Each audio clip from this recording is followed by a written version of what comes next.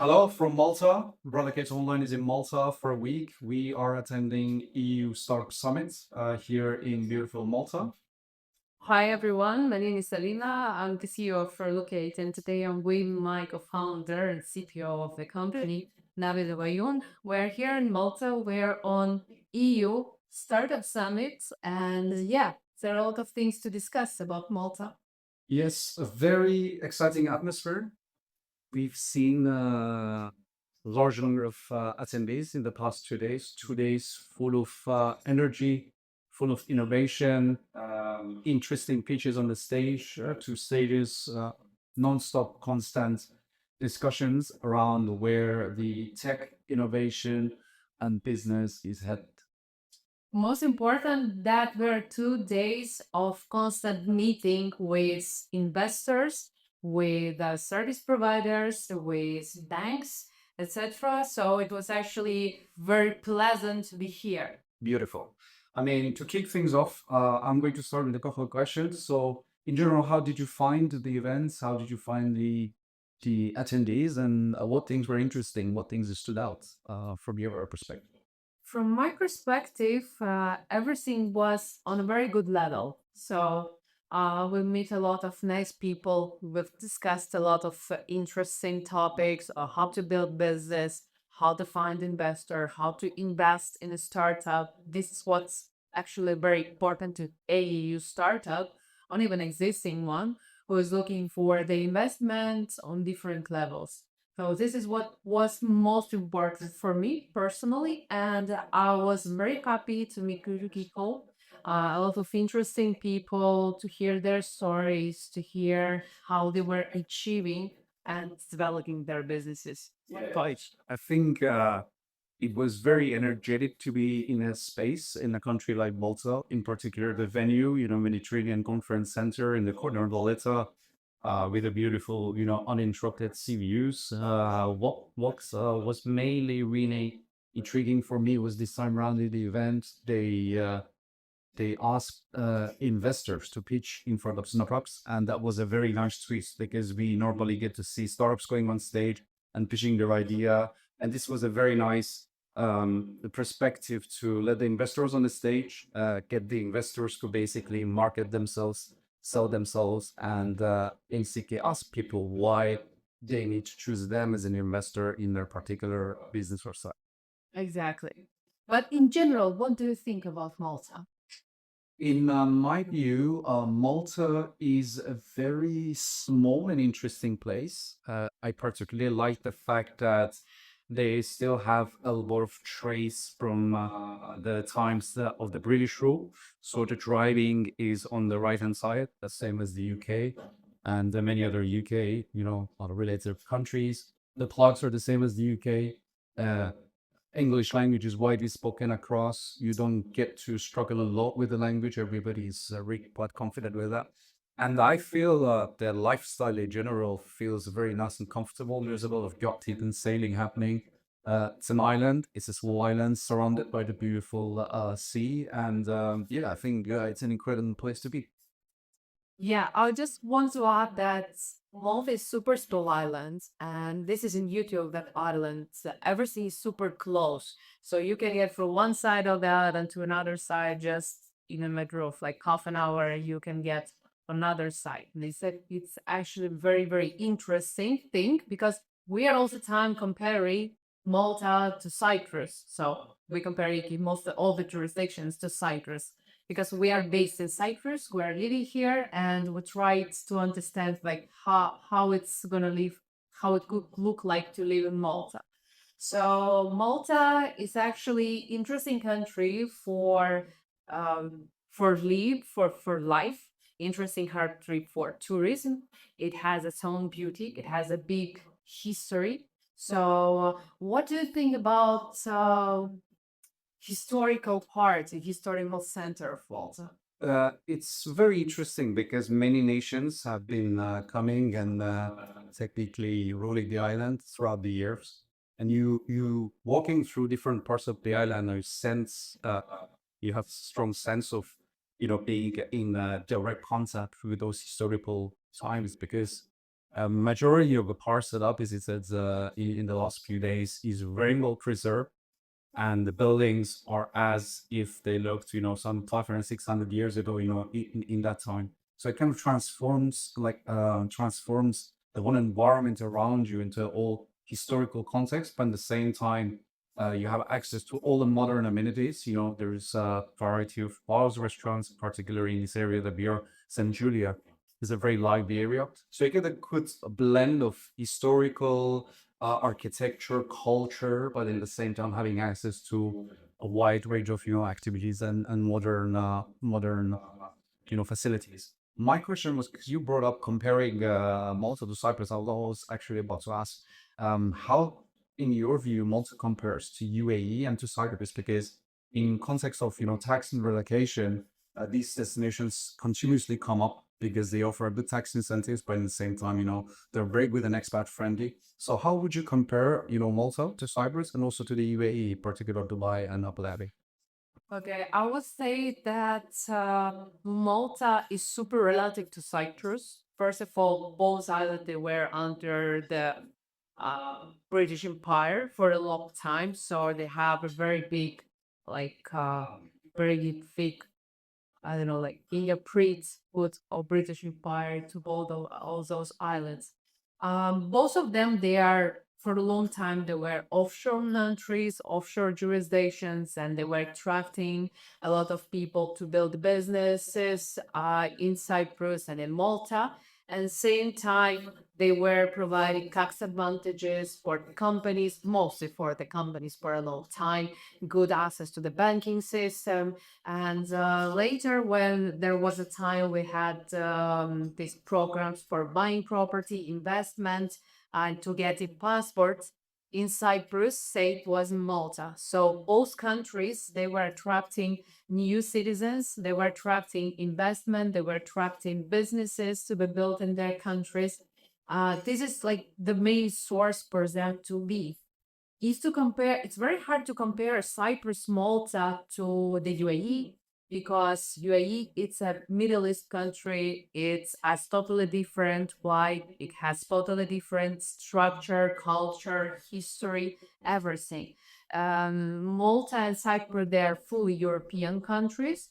So it's quite even easier to do business there than in the UAE. In UAE, we have Sharia law and all the we need to take into consideration anything whatever we're doing in terms of setting up business opening bank accounts etc.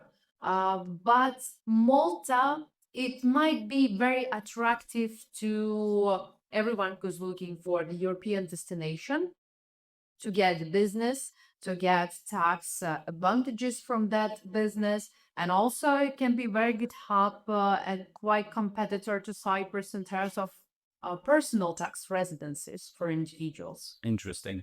I mean, something that I wanted to touch on as well was the religious difference. So, obviously, Middle Eastern country, they have a different religious practice. And Malta was heavily Christian and Catholic. I could see a lot of flags flying out of Order of Malta, Order of Knights of Malta, and the Vatican as well. And there was churches left and right, and they were very well preserved, as if you would step in these churches that from the time that they were built.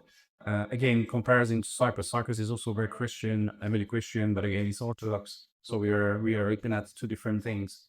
But in Malta, in general, I felt that things are much more accessible because of the distance, because of short distances.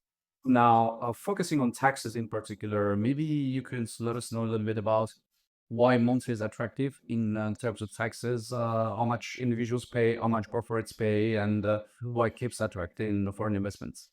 Okay, it's not attractive to be a Maltese citizen and to be a tax resident in Malta because in that case you need to pay taxes, a lot of taxes actually, up to 35%. The system is quite similar as in Cyprus, so more you're earning, more you're paying in taxes when we're talking about individuals. But Malta is very attractive for non-Maltese citizens to get tax residency. So they have programs for digital nomads and actually a super attractive program that claims to pay in the 10% tax on all the income received worldwide. Plus, Malta has this remittance tax system that means that you are paying tax on the income that you move to Malta. So if you have a bank account in Malta and move their money, so you are paying tax from that amount that you move to your bank account. The rest of the income that you receive worldwide outside of Malta is untouched by the tax authority. So this is the beauty of being a tax resident but no citizen of Malta. So it's cool to go to get tax residency in Malta, live there. Sometimes even you don't need to live in Malta, but the main goal not to live more than 183 days in any other country over the world. So to keep residency in Malta. This is when we're talking about personal tax. But we also have a corporate tax. So Malta is also very attractive for businesses itself. We've seen how many startups and how many new companies are set up in Malta. And actually the ecosystem of startups is very big in Malta. So we've seen how many investments and fundings from the government is provided to startups. And it's everything that's also attracting new companies to be set up in Malta to have present there. Exactly. I mean, I would like to touch on the fact that in the exhibition, where we said that the board of Malta Enterprise is the governmental entity responsible for funding startups and businesses. We're going to put a link down in the description below. Definitely make sure to check them out. They have interesting incentives and funding opportunities for startups and businesses who want to move into Malta. And there's a separate area called in Malta. Again, we're going to put the link down in the description below. And they are also the umbrella that help businesses and startups kind of move to Malta, structure, place their base there, and begin making awesome, great products and innovating. That's brilliant. Something I wanted to talk about a little bit was about real estate and residence, because you mentioned about tax residency. So, for someone to be a Malta resident and have somebody who needs to stay 180 days, was it on the island? Is it 180 or 183? So basically, in a tax legislation, it's written that you need to stay 180 days. Depends on the program, but there are also programs where you don't need to stay Malta at all. Like you don't need to spend even one day in the country, but same time you need to keep paying rental. So what the government is doing that, yeah, you are not living in Malta, but you need to pay rental. We have similar system in Cyprus. So when it's like 60-day tax residency where you need to stay at least 60 days. And then the rest of the time, you still need to have a valid rental agreement and you need to pay for the property that you are renting. So in Malta, yeah, you need to spend either as much as you want or at least 180 days. 180 days, and it's possible to be staying here on a rental agreement, but also buy a property as well. Because I've been exploring a little bit the real estate market here in Malta. It's quite interesting because it is a small island. There's also two other smaller islands. So it goes on, but Malta in particular is interesting because it's surrounded by the sea. Land is a little bit limited, I would say, because of the small space here. So majority of the real estate are terraced apartment complexes that are seafront. That's interesting. In particular, I've seen very nice developments in areas of Valletta, San Julian, and also Silema. But there are also more quiet areas in Gozo. There's also a Medina, which is the historical walled town of Malta, and there is Rabat area, which is a little bit more kind of laid back. And prices vary. It is again a very lively market because, as I mentioned, land is limited, and you get to have experiences, seafront, see you living while staying in Malta, either when you buy real estate here or you're on a rental agreement. I certainly doubt that you would not enjoy living in this environment. I've also heard a little bit about yachting and the yacht registrations. Do you know much on the topic? If it's got any advantages to have your yacht registered in Malta? I will tell you that the main advantage to have a yacht registered in Malta is, first of all, it's EU. So you're having EU, you are having yacht with EU flag.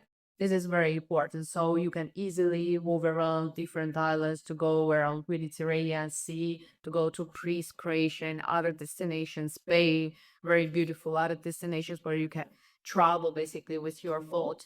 At the same time, Malta, they had some initiatives. So if you are having a yacht, you are keeping it in Malta and you are like keeping it for commercial purposes. So you're renting it out, you're also getting tax advantages from that. So it also can be something to consider. So we don't need to have yacht and use it one entire year. We know that not everyone can use it entire year. But mostly, like if you have yachts, you're using it for summertime, and the rest of the time you just stay somewhere on the dock. For the good potential to rent it and charter it. That's amazing. I mean, we're going to do a separate session on yachting and with our invest countries to register your vessels for all the sailing and yachting enthusiasts. We're going to separate one on that because when you're doing yachting and sailing, it would be great if you could also do it in a very tax efficient and tax friendly way. So getting back to the concept of residency taxation, something that's really continuously coming up again and again is the digital nomad visa that Malta is offering. So how does that work? How somebody could apply for that visa, or what entitlements would they get, and what are the advantages? So there are a lot of advantages. First of all, they don't have quotas like we have here in Cyprus. So just recently, Cyprus announced another 500 quotas, and I think that almost all of them are already booked and taken. So it's impossible to get here digital nomad visa. But in Malta, you can apply. You can apply for digital nomad visa. For that, you need to have a rental agreement, prove that you are having stable income outside of Malta. So we can work remotely or you have your own business and you are just receiving money. The most important that you should earn not less than 42,000 euros per year. So you need to prove that you are earning this money or you have a contract for this money. And also, you need to provide a bank statement for the last 3 months to show that you are receiving stable income that allows you to live in Malta.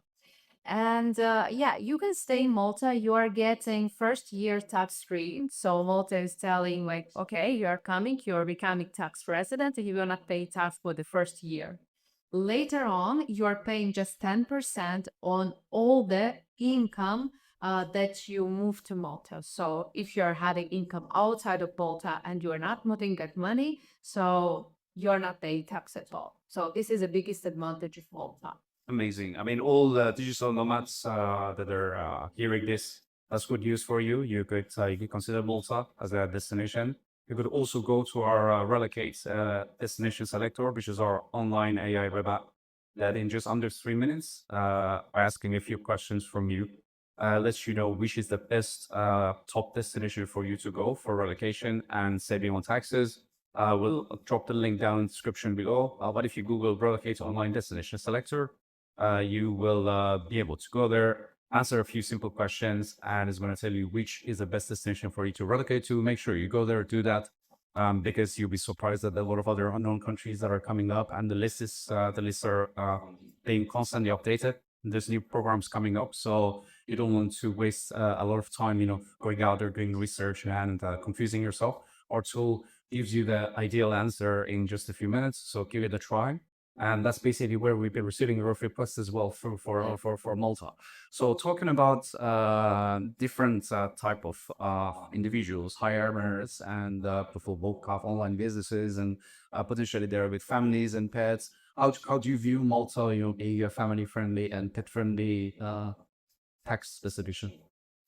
Okay, to consider that what we've seen, like in Malta for in this 1 week, I will say that yeah, it's quite pet friendly. There are a lot of dogs around. There are a lot of people with pets. There are a lot of actually I haven't seen a lot of cats. Not like in Cyprus that we have cats everywhere. They're owners of our islands. But in Malta, I think it's more European style where pets all they're living in the house with their friend owners. There are a lot of them around in Baretta, in all towns, everywhere. So I may say it's quite pet-friendly jurisdiction. At the same time, what is the beauty of having family in Malta? It's super small.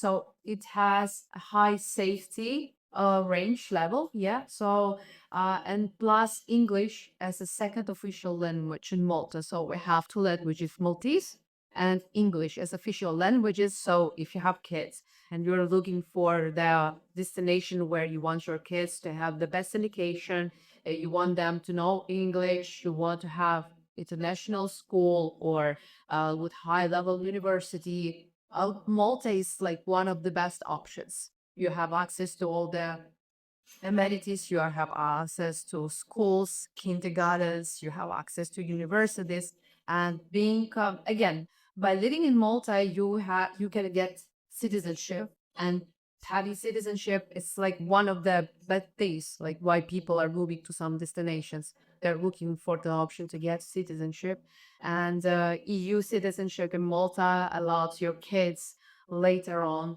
to go to another EU country and to get education there. Yeah, that's very interesting. I mean, they do have a residency program. I believe it's a residency and citizenship program that is minimum of 12 months to stay in Malta, and then you get your application rolling. Although at the moment, as we're speaking, there is a EU Court of Justice, I believe, ruling to decide whether they should continue this golden citizenship program or it has to come to a stop. I mean, previously there was a previous program in Malta that was running, and it ran into a similar situation. What happened was that there was a ruling against it. They get some modifications just to further prove that people who are acquiring citizenship in Malta, they have very good, attachment to the island, and they're having legit businesses, and they spend their quite amount of time in here, quite a lot of the time of their life in here. And I believe, regardless of the ruling, since that the environment, the atmosphere is positive around it. But should there be a ruling against it, I believe that there's going to be similar situation where they would need to either make modifications to the program, or they would set a deadline similar to what happened in Cyprus, to say that they would be taking applications until this particular date, and from then onwards, there's not going to be any more application for citizenship. So, talk us a little bit through that. So, what is it that somebody needs to do to get the multi citizenship? Okay, according to the current first passport program, as we're calling that passport program, I may say that it's not so easy. It's not like in Caribbeans when we are buying, investing, like donating to the government and you are getting your passport. No, actually, no. You need to live in Malta at least 12 months. So you can get your citizenship in a short period of time, but you need to buy property. So you need to invest in property. You need to donate money to the non-governmental organizations, it's a site, develop scientists, arts, etc., cultural, non-governmental organization, anything. And you need constantly live in both. So there are two ways how to get citizenship. First, it's by investment into the property or by rental property. So if you would like to get in a short period of time, you just need to invest in property and you are getting in 12 months, you can apply for the citizenship. And again, to get citizenship is another process that might take up to 6 months. And another program that you don't need to buy property. You can live in Malta for 36 months. So basically 3 years you are living in Malta. You are renting an apartment or some property for not less than 14,000 per year. And in 36 months, you have the right to apply for the citizenship. And again, it will take some time to get citizenship, to get passport. So I wouldn't say that this program is complete, totally like you are by poverty, how it was in Cyprus, and you are getting citizenship, or you are just donating money to the government, you are getting citizenship. It's something similar in between that, but government is asking you to live in the country to get access to the culture, to try to get this vibe, to live that life in the island, to pay their taxes again, and then you can become a tax and actual citizen. Amazing. So if you are planning on getting a citizenship, particularly in a short amount of time, but also experiencing a luxury European lifestyle, make sure you check out Malta. It's got a lot to offer. Talking about AGOs, when you mentioned earlier, the environment organizations are working heavily here to keep the island safe and clean. We've seen, a very good upkeep all around the island. Malta is one of the islands in the EU that is sorting out their waste before actually releasing it to the sea. So the waters all around the island are one of the top and cleanest waters in Europe. So highly recommended, highly rated. Whether it's for business, whether it's for fun, whether it's for getting a citizenship or coming here as a digital nomad and living a few years to experience the European culture. I mean, it has a lot to offer.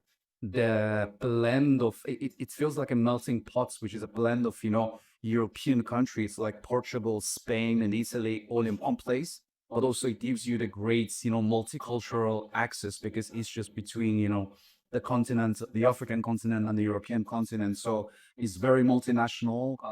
It's very easy to get around and about because everybody's speaking English.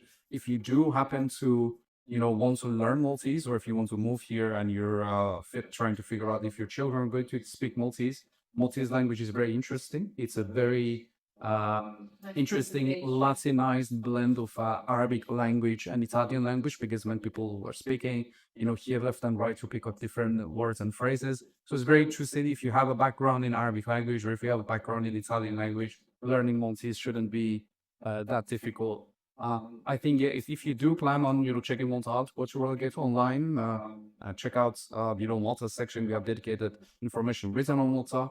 Once again, you can use our destination selector to put in your information, your financial circumstances, your citizenship information, and our AI platform is going to tell you which is the best location to relocate in just under 3 minutes. Yes, and apart from that, you can check our social media. We have a lot of articles and interesting information, news published on our profiles in LinkedIn, X, Facebook, Instagram.